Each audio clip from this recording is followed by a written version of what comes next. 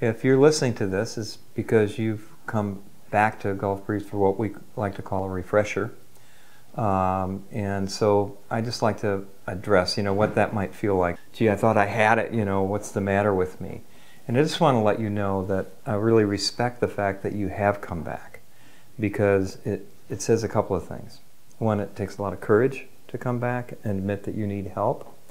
It takes humility, and it takes wisdom, that you've come back to a place that helped you along this journey to a certain degree.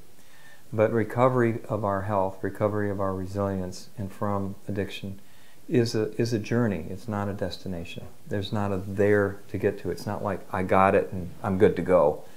You have moments of getting it. I have moments of getting it all the time, and I have moments of forgetting it all the time. Every day I go outside in and inside out. This is part of the human being, how we learn in life. So if you've had a relapse, that relapse can be seen in one of two ways. It can be seen as a failure, or it can be seen as an opportunity to go deeper.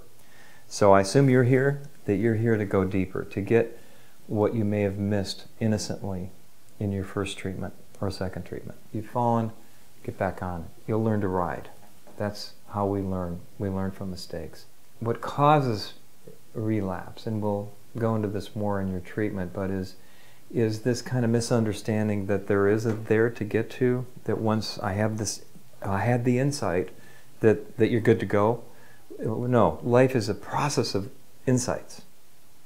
Forgetting, insight, forgetting, insight, forgetting. So every time you have an insight, it makes room for a bigger insight and a bigger insight. So you're up for a bigger insight here.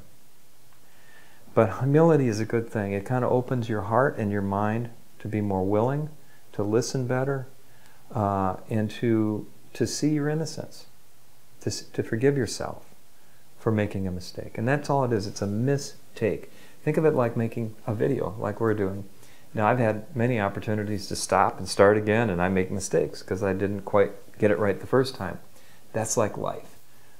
So when we relapse into old habits, whether it's using or just boredom or depression or blaming other people or getting caught up in our thinking, there's many ways to relapse. It's not just using. It's because there's thinking that we don't see. It's not exposed to us yet. So the pain of falling is actually feedback. It's the way the mind is built is to, suffering is not a bad thing. Pain is not a bad thing. Emotional pain, even though it's unpleasant, it's there to get our attention, to wake us up, to see that there's more to see. So that's part of the mistake of the relapse, is the opportunity to see more of the thinking that got you there. You can't lose your wisdom. You can't lose your health, your resilience. It's still there, it's intact, and it will come back.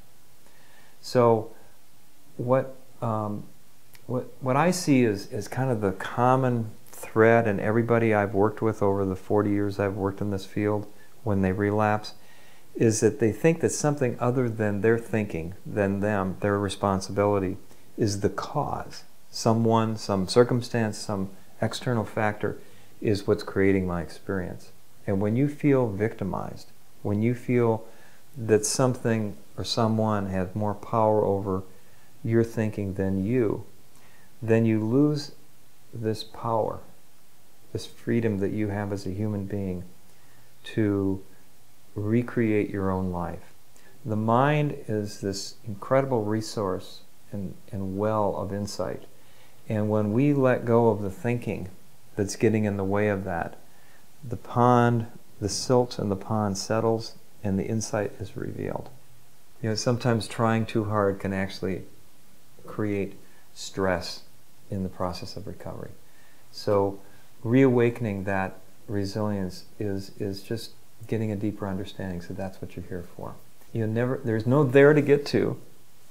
There's just ongoing evolution, and life is very humbling. I've been teaching and learning about these principles for 35 years, and I still learn every day. So we're all in the same boat here.